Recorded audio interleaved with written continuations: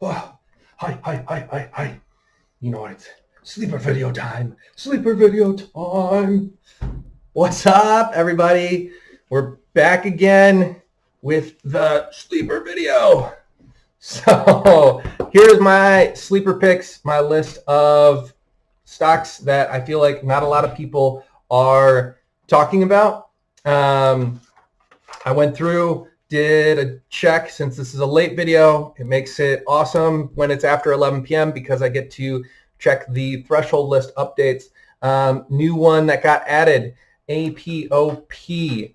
Outstanding shares, 3.92 million, which is a small amount of shares.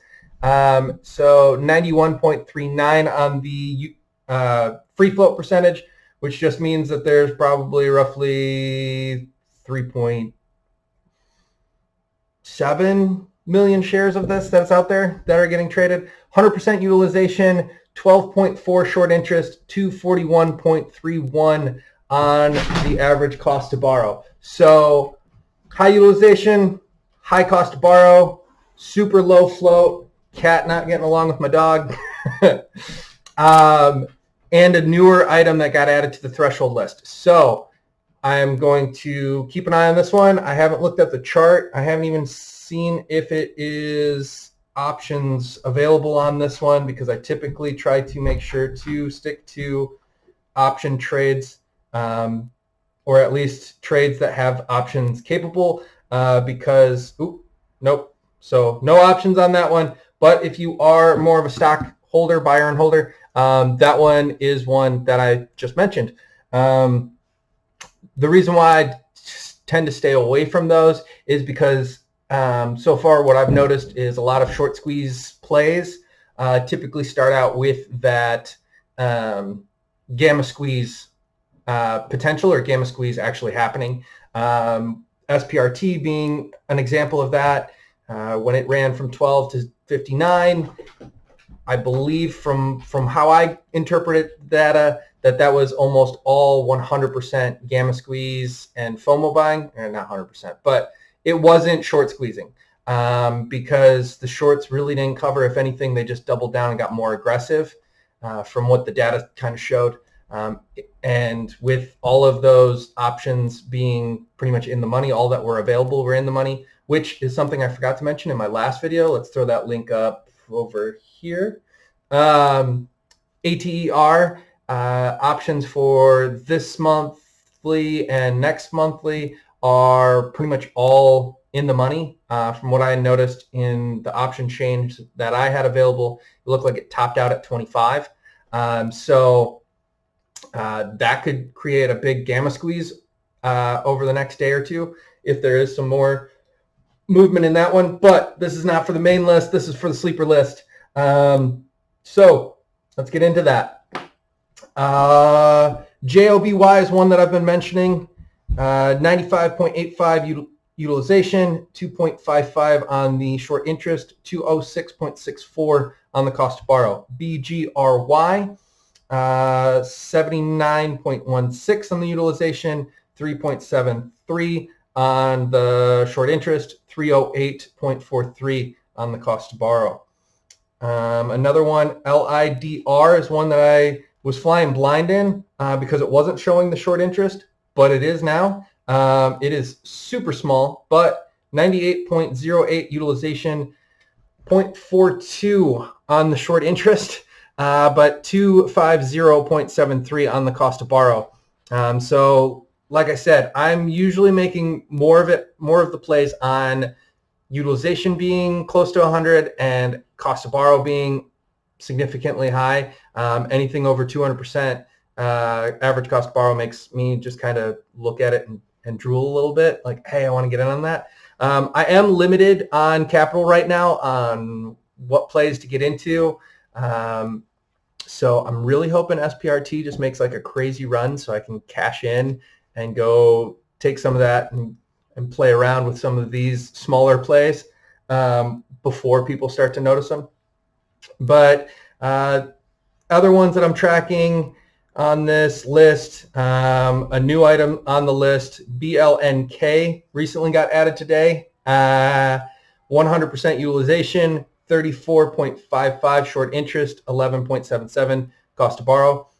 IRNT. This one has recently made some big moves. So this one I plan on kind of trying to follow, see what the trend is before getting in on this. If I miss the play, I'm fine with that. I just kind of want to be sure and have some convictions on it before making a move on this one. IRNT, 77.56 utilization. So if that climbs up into the 90s, I'll be more intrigued. 11.42% short interest. But the main reason why I have this one highlighted and why I feel like it could make some movement is 563.59. Yeah, you heard me. Over 500% average cost to borrow. That is expensive. So that one caught my eye tonight, and that one I will be watching over the next few days because that 11.42% that's shorting this can't be liking that cost to borrow. Let's see, anything else of note to bring up? I'm tracking a lot of others. EYLS, for some reason, one that I mentioned in my previous sleeper video, which I'll throw the link to that up here. That one, I didn't have any data on that one tonight, which seemed a little weird. It wouldn't pop up in Ortex. So that one, if you did get into it, you might be flying blind tomorrow. Be careful with that one. I don't think I was able to get in on that one. It didn't fill. So I think I'm still kind of holding out a little bit to see how that one trends before I can get back in or get into that one to begin with. But yeah, so like I said, I track now, 55 stocks. I do this to mainly get information for you guys to kind of, I don't know, help make your decisions on plays, but I am not advising you what to do or how to do it. I'm simply just trying to bring some data your way to assist you in some of your stuff. I mainly am doing this because I find it helpful when I see this information broke down by others. And the blue just timed out. Now it looks like it's black and white. Oh no. That is so weird.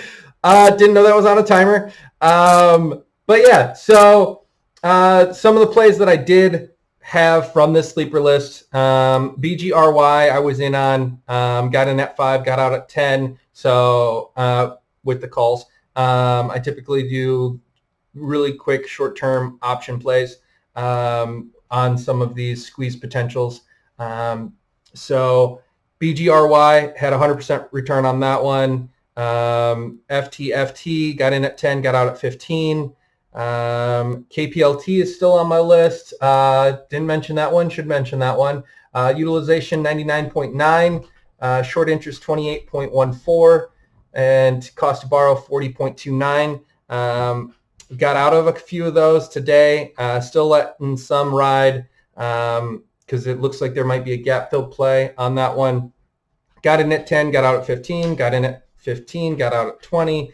And so some good solid percentages on that one. SDC, that one made some moves today. Not sure why it made moves today, but the numbers on it do not look awesome to hold it, so I got out of it. I got in at 15, got out at 20, so nice little percentage bump there. And then I did have to cash in on some of my CRCT in order to buy some dips that I wanted, where I got in at 89, got out at 135.